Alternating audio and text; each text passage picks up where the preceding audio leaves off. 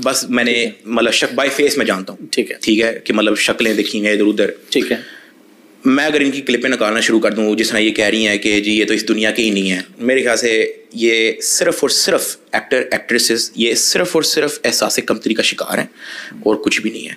ठीक है, दुनिया टीवी से बाहर आ चुकी है। आप किसी को ये नहीं कह सकते कि जी उसको क्यों देखा जा रहा है। मैं तो उन लोगों पे हैरान हूँ।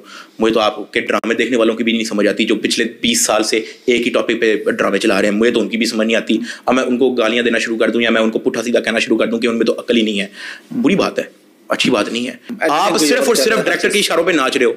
ठीक है, और डायरेक्टर भी आपको तभी शो दे रहा है जब आप उसके नीचे लग रहे हो। मैं ज्यादा बोलूंगा वो फिर ज्यादा माइंड कर देंगे। ठीक है, कि क्या क्या होता है रोल हासिल करने के लिए, बड़े रोल खाने पड़ते हैं आपको। ठीक है, अस्सलाम वालेकुम, कैसे हैं आप लोग? उम्मीद है आप सब ठीक ठाक होंगे। अल्हम्दुलिल्लाह आपकी दुआओं से मैं भी बिल्कुल ठीक हूँ। और चलते हैं आज फिर से अपने रिएक्शन की जानिब। आज हम जो रिएक्शन देंगे वो बुशरा अंसारी पर देंगे, क्योंकि उन्होंने डक्की से बदतमीजी की है तो डक्की साहब ने भी उनको जवाब दिया है। ये वो खातून है जो हर एक के मुंह लगती फिर रही है। मतलब जितनी इनकी एज हो गई है सटिया गई है। बैठ जाए भाई घर के अंदर, इनको अब कुछ समझ नहीं आती कि किसी को क्या कह रही है और फॉल बक रही है। शादी कर ली है तो इसका मकसद ये तो नहीं है कि ये लड़की बन चुकी है, ये रहेंगी तो वही 80 साल बुढ़िया। और ये लड़के से शादी करके समझ रही है मैं लड़की बन चुकी हूँ और सर्जरियाँ इंजेक्शन और आए दिन न जाने क्या क्या अपने साथ ट्रीटमेंट करा रही है। तो उससे ये इनको फील हो रहा है कि मैं लड़की बन चुकी हूँ। जिस चाहे मर्जी पर मैं बात करूँ मुझे कोई मसला नहीं होगा। ऐसे कैसे होगा? मसला तो होगा।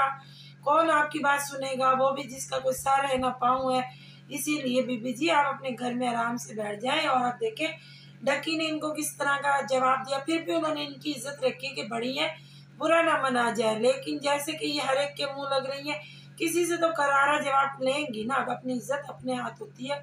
इतनी बड़ी हो गई है इनको पता ही नहीं है कि किसके मुंह लग रहा है किसके नहीं। डक्की तो इनके बेटे जितना है। ये इतनी बड़ी बुढ़िया है, ये हर एक को समझ रही है कि मैं लड़की हूँ तो मेरे हान साथ का ये बंदा है। माँ जैसी यही है उसकी, लेकिन ये ना किसी की माँ बनती है ना ही किसी की बहन बनती है। ये हमेशा घटिया तरीन सोच रखती है।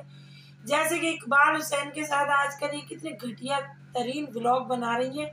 इस तरह चिपक चिपक के बैठ रही है जैसे कि कोई भाई इनका शौहर छीन कर ले जा रहा है। इनके सबको मालूम है तुमने इनसे निकाह पढ़ा लिया है, इनको खरीद लिया है। और ये बिकोड़े अब कहाँ जाएंगे? जो शख्स बिकोड़ा बिक जाए वो कहाँ जाएगा तुम्हें छोड़ के? क्योंकि तुम उनको माल पानी खिला रही हो, दाना डाल रही हो कबूतर को। तो कबूतर क्यों उड़ेगा तुम्हारी छत से? जिस दिन तुम दाना पानी बंद करोगी कबूतर उड़ के दूसरे की मुंडेर पर जाकर बैठ जाएगा। अभी तो तुम ही उनको दाना पानी डाल रही, तो तुम्हारे साथ ही वो दाना चुगता रहेगा। तो इसलिए इस तरह चुपक चुपक के नई आने वाली नौजवान नस्ल को बिगाड़ने का सबब ना बनो। तुम शर्म करो, कुछ अच्छा पैगाम दो बच्चियों को, ना कि ये पैगाम दे रही हो कि 80 साल के बाद एक लड़के से ब्याह कर क्या तुम गुल खिला रही हो। शर्म तो आती नहीं है। आए दिन किसी न किसी सेलिब्रिटी, किसी न किसी ब्लॉगर, किसी न किसी टिकटॉकर के मुंह लगती रहती है। जो कोई भी वाक्य पाकिस्तान में होता है उठकर आ जाती है बयान देने के लिए।